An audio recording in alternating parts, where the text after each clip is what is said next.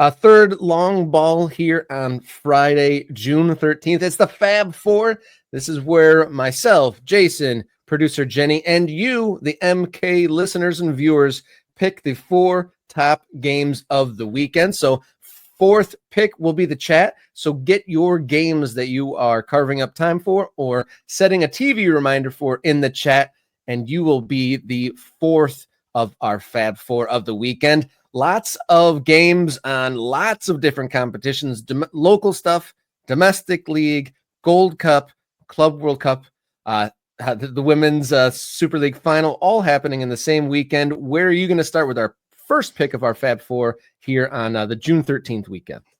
I got to stay true to my roots. I'll pick the U.S. men's national team opening up the Gold Cup against Trinidad and Tobago on Sunday in San Jose.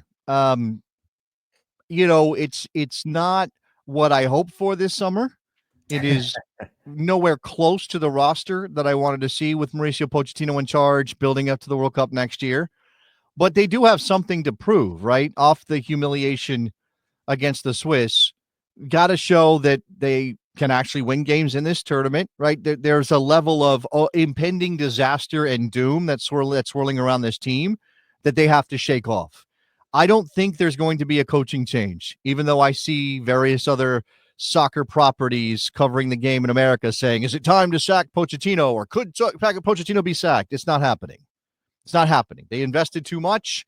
This is not I suppose if you're going to do it, maybe doing it now would be the best time to do it. I don't know who they bring in to replace him. Again, it's a sunk cost fallacy kind of question, whether or not you're past the point of can it get better.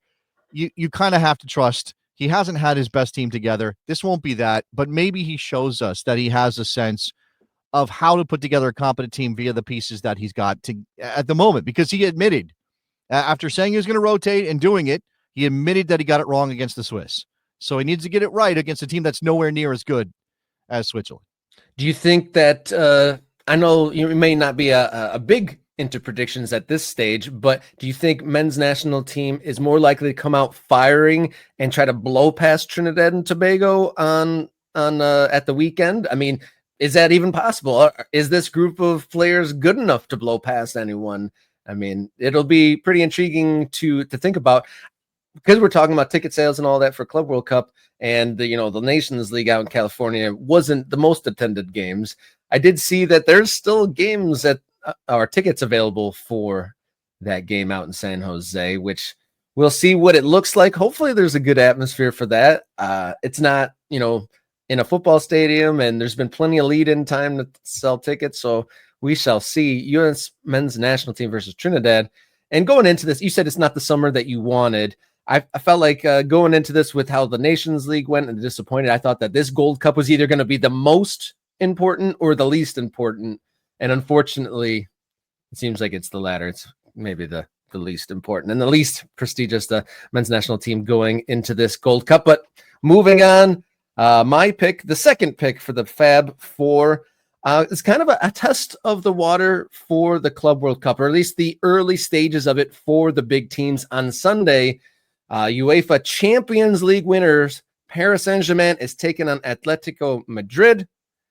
Obviously, two of the world's biggest club teams. They play on Sunday afternoon, and I'm really interested in this one. How serious will these gigantic clubs that have interest worldwide, how interested are they going to be? Are they going to play this like it's an exhibition match, or are they going to be playing like there's $100 million on the line?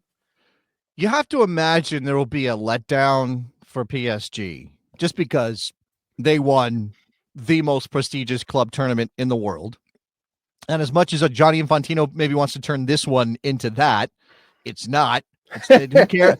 The money matters. Don't get me wrong. I'm not thinking the money's not some sort of motivation for PSG, but this isn't the same as winning the Champions League. So, what kind of team does Luis Enrique roll out there? Now, even if it's not the best PSG can offer, I imagine it'll still be entertaining. But if there's no, I think Ousmane Dembele might be hurt. If there's no Desiree Doué in the lineup, if Vitinha sitting after the Nations League, which Portugal just won, and he was playing a role, like these guys have had no break. Some of these guys have had zero break. They've gone from Champions League to Nations League to Club World Cup. I can't imagine that they will be playing a lot in the early stages of this tournament. So again, we're kind of looking at maybe this is the B or C squad for PSG. What about Atleti? Knocked out of the Champions League against Real Madrid this season, finishing third in La Liga, which is kind of their standard operation, bringing back Antoine Griezmann via contract extension. We'll see what level of participation he has. I saw they've signed Longley from permanently from Barcelona. Again, I don't know, Rob. It's fascinating. We'll see what that lineup looks like for these two teams.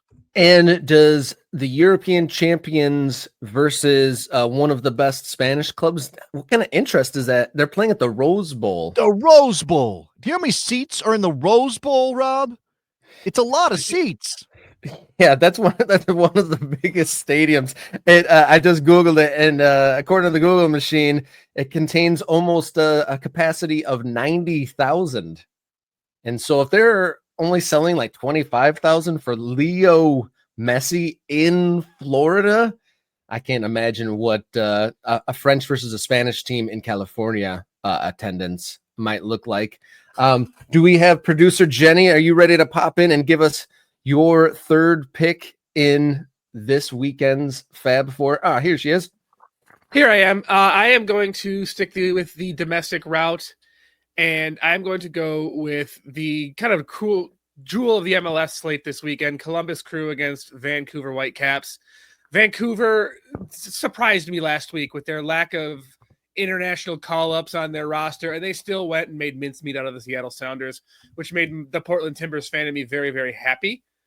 I don't love the Vancouver Whitecaps, but I hate Seattle more. So I'm really interested to see how they'll handle another game without the help of their international call-ups, and I'm also interested to see if Columbus can break their 5-game winless run at home against the best team in Major League Soccer. There you go. And Vancouver, their only loss in the year still in domestic competition. The Nations League, when all the internationals were absent. They lost that one MLS game during the previous international window, which is their only loss of the MLS season. So that's why they really surprised me with the performance in Seattle last weekend. Yeah. I would say this about Columbus. They are not, I mean, look, we set a very high bar for them. And they did that. They set a high bar, and we judged them by that bar, and they're not quite meeting it right now. And it almost feels like, oh, well, you got to, the Crew aren't good enough to be challengers this year. They've slipped down to 6th place. They haven't won in a while. Probably that's unfair, and they may click it back in. But this is going to be a test for them against the league's best team. Now, you'd mentioned international call-ups, Jenny. Obviously, there are some that will affect this game. Brian White's not going to be there. Sebastian Berhalter's not going to be there for Vancouver. And on the other side, Patrick Schulte got hurt, so he's not going to be available, I don't think, for the Crew because he's missing out on the Gold Cup because of that injury. Sean Zawatsky also left U.S. camp, not available. And you've obviously got Max Darvston, who's with the U.S. men's national team. So, how do these two managers manipulate this? We've seen Vancouver do it well. Can Wilfred Nancy counter? Before we move on to our chat pick, there is a good question in here. I don't know if we have the time to really dip into it that much, but Andy asks, do empty seats validate the United States soccer culture?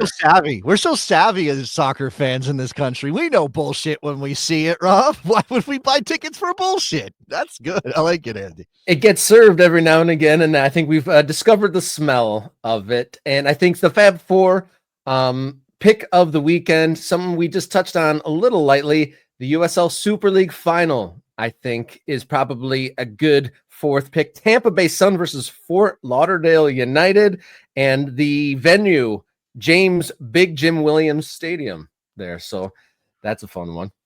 Yeah, I mean, I have not had a chance to dip into the USL Super League maybe as I would have liked to, but obviously a big moment for them to be having their final in a Florida matchup.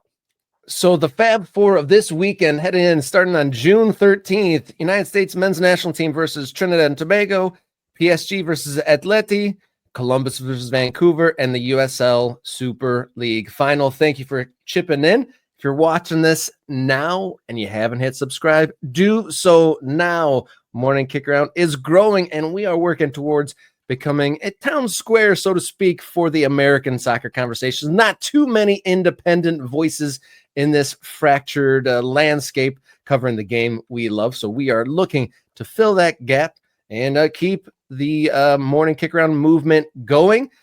Beyond subscription, you can become a member, become an MK Ultra for $3.99 a month. You get early access to videos, priority commenting, and access to the Discord, which is providing a fun outlet for soccer conversations, both near to home and across the globe. You can follow us on social media at MKickaround on X, Instagram, Blue Sky. Write us a note on the Gmail, morningkickaround@gmail.com. And then you can also find us as a podcast. Did you know that, Jason? Find us on a podcast, search Morning Kick Around on your favorite audio platform.